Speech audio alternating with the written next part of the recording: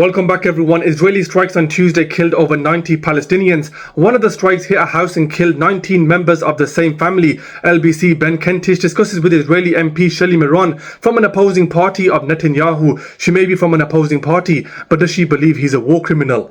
Let's take a look. Do you believe that he's a war criminal? No, and let me say this.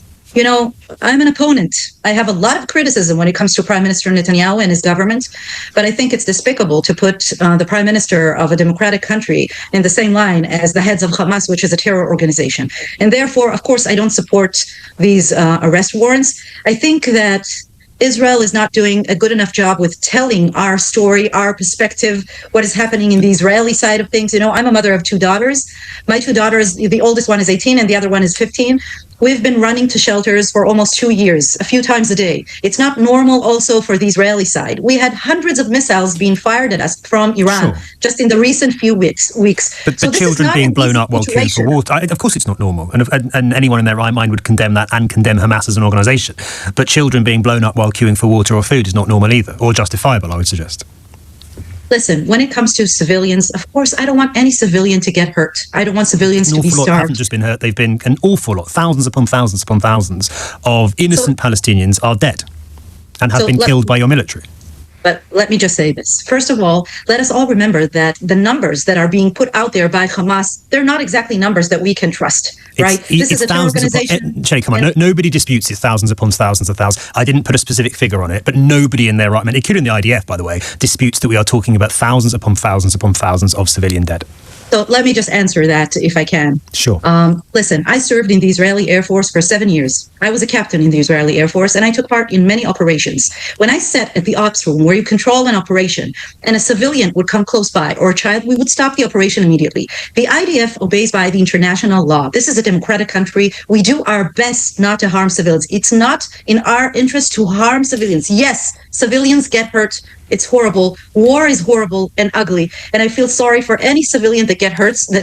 If it's true, but please remember that on October 7th, we were invaded by thousands of terrorists, and they butchered and raped and killed entire families. They took of course, Shelly, and again, people as hostages to the tunnels in Gaza. She finds it despicable to call him a war criminal. In other words, her goals and values are aligned with the ongoing genocide in Gaza. She doesn't support the arrest warrants, and so we see yet another Israeli MP oppose the ruling set by the ICC. She states Israel isn't doing a very good job in telling our story. I totally agree with that. The Israeli officials we've seen come on air over the last 18 months couldn't even string a proper sentence, never mind anything else. On the other hand, the cameras have done all the talking for them. For example, on the 23rd of March this year, the IDF killed paramedics and destroyed the ambulances, published a statement to say a Hamas operative was killed along with 8 terrorists.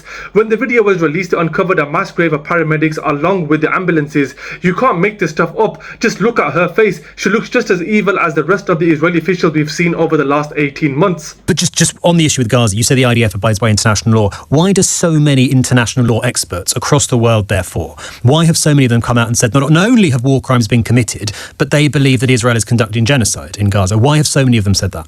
I think that the word genocide, when it comes to the IDF, is completely unacceptable.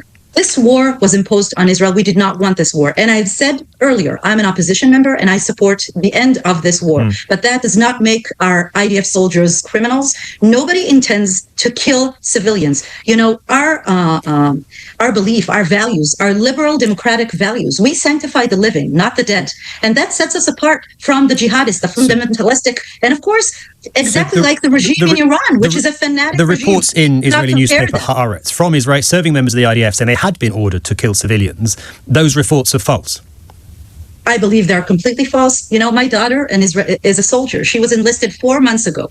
I know my daughters. I know her morals. I know the way that she was taught. There is no way that our soldiers are deliberately trying to kill civilians. That is unacceptable in any way. And of course, if something that is not supposed to happen, it should be interrogated. We should check it out. Like any democratic country, we have a judicial system and we need to take care of that.